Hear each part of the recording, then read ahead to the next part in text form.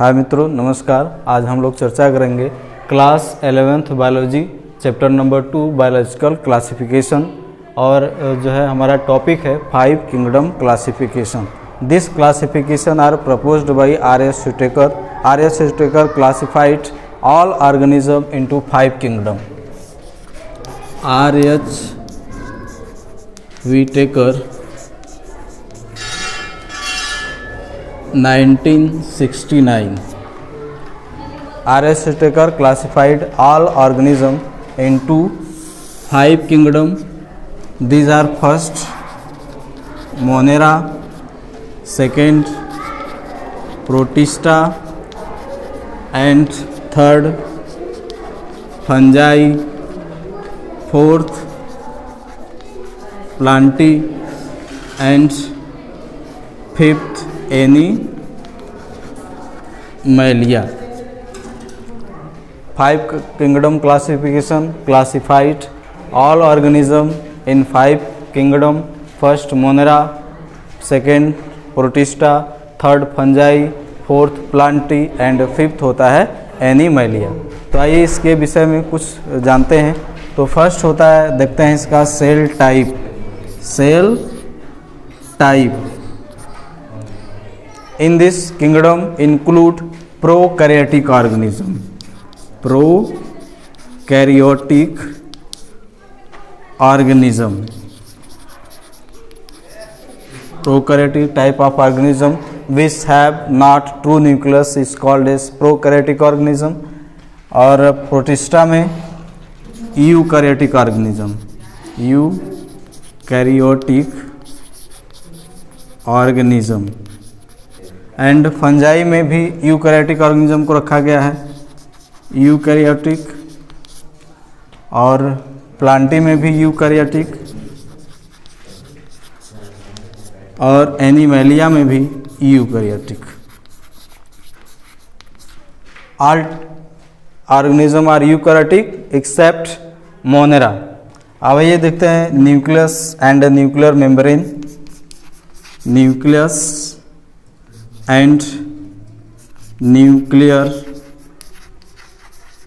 membrane. In this kingdom, organism have not true nucleus, not true nucleus, and nuclear membrane usually absent. Protista have the true nucleus,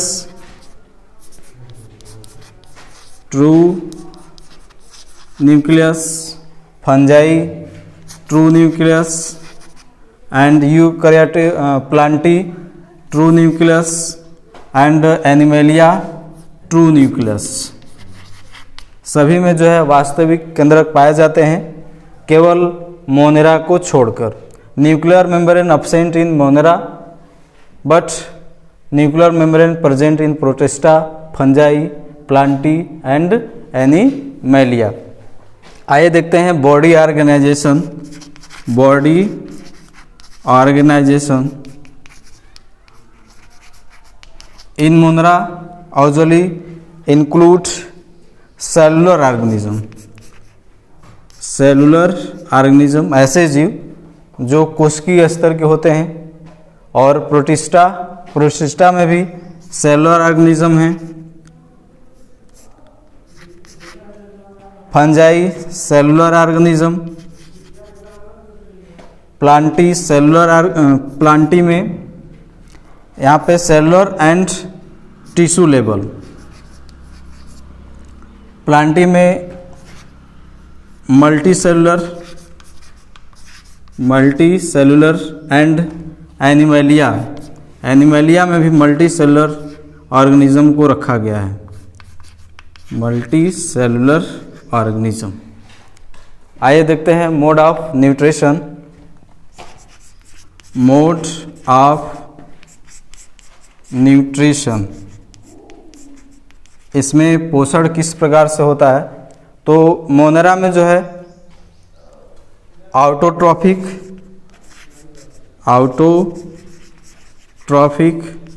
and heterotrophic nutrition पाया जाता है, यानी कि कुछ जीव जो होते हैं स्वपोषी भी होते हैं और कुछ विषमपोषी होते हैं, लेकिन इसमें जो है क्लोरोफिल अब्सेंट होता है, क्लोरोफिल अब्सेंट होता है, जिसके कारण इसमें जो है रसायन पोषी पोषण पाया जाता है और कुछ जो है परजीवी के रूप में और सहजीवी के रूप में भी अपने पोषण को प्राप्त करते हैं। प्रोटिस्टा में देखते हैं तो प्रोटिस्टा में भी जो है सम ऑर्गेनिजम्स हैव क्लोरोफिल और because autotrophic and some are absent chlorophyll और mode of nutrition are heterotrophic. तो इसमें कुछ जो होते हैं ऑटोट्रॉफिक भी होते हैं, ऑटोट्रॉफिक एंड कुछ जो है हेटेरोट्रॉफिक भी होते हैं, जो विभिन्न प्रकार से अपना पोषण प्राप्त करते हैं। फंजाई जो होते हैं थैलोफाइटिक लाइक ऑर्गेनिज्म है, जिसमें सेल वॉल तो प्रेजेंट होती है लेकिन क्लोरोफिल अब्सेंट होता है, जिसके कारण यह जो है अपना भोजन स्वयं नहीं बना पाते हैं और विभिन्न प्रकार से अपने पोषण को प्राप्त करते हैं। तो जो फंजाई होते हैं वो क्या होते हैं? हीटरोट्रॉफिक और विशेष रूप से यह पैरासिटिक एंड सैप्रोजोइक के रूप में अपना न्यूट्रिशन प्राप्त करते हैं। चौथा नंबर होता है Plantae have the well developed chlorophyll, और जिसके कारण जो है इसमें फोटोसिंथेसिस क्रिया पाई जाती है, जिसके कारण अपने खाद्य पदार्थ का निर्माण स्वयं करते हैं। तो ऑल प्लांटी आर ऑटोट्रॉफिक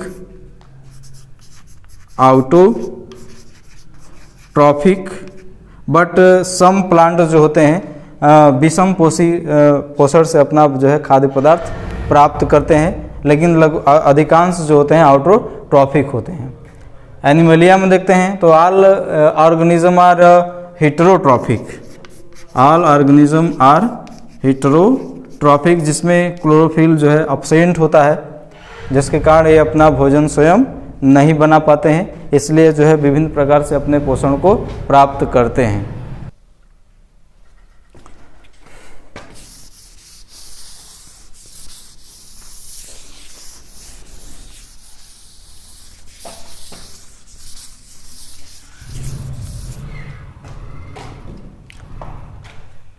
आइए देखते हैं आप cell wall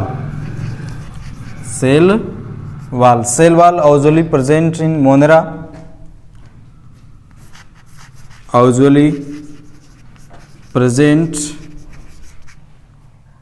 but it is made up of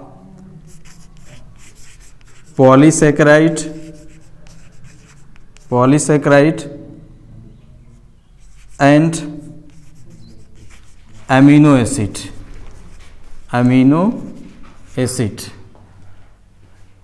cell wall usually present, कुछ में प्रेजेंट होती है और कुछ में absent.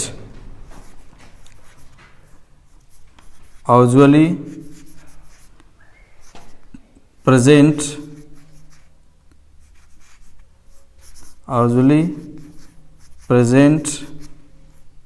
In some.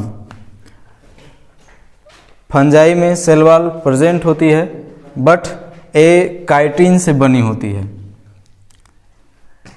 Cell wall present but it made up of chitin.